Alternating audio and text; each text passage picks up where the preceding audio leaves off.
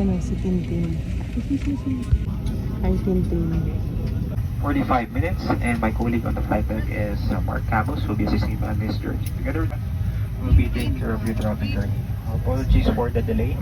This is brought about by the late arrival of our turnaround aircraft. Any inconvenience caused is very much regretted. Rest assured, after this to make up for lost time by optimizing our speed and routing without compromising safety. At the moment, passenger boarding is still in progress. Please be seated once you have secured your belongings so as to allow your fellow passengers to do the same. Also, we're expecting some light turbulence. O di kaya ilagay sa loob ng inyong bag na nasa ilalim ng upuan sa harapan ninyo. Through to Nema stations.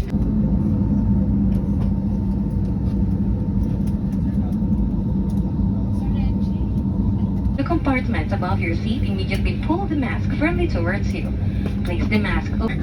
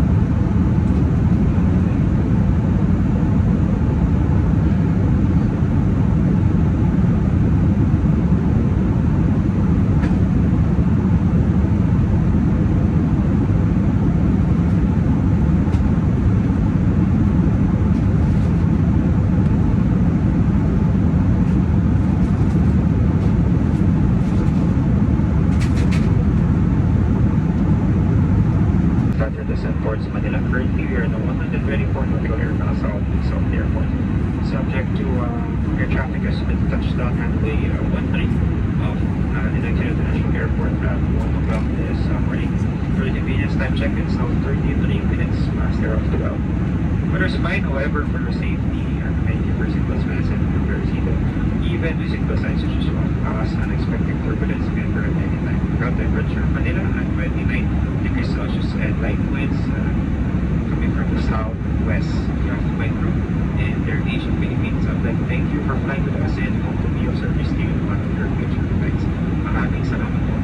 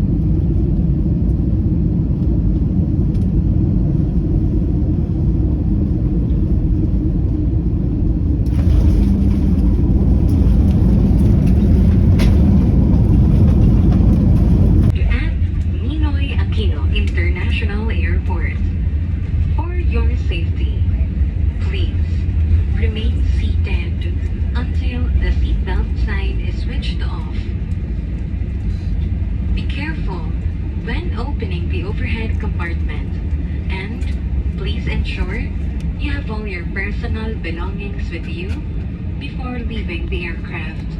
To those passengers traveling with infants and were given infant life vest, please return them to the cabin crew upon deplaning. Para sa mga panauhin na may dalang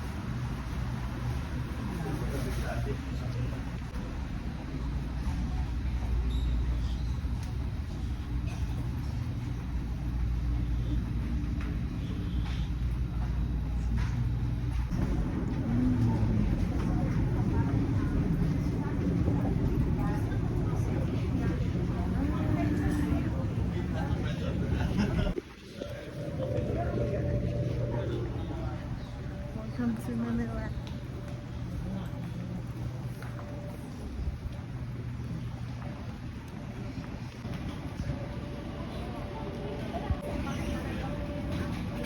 Yo guys. Yo guys. Ay, ano ba yun? Bakit? Iwan namin yung bag mo eh. Ha? Ano ba yan?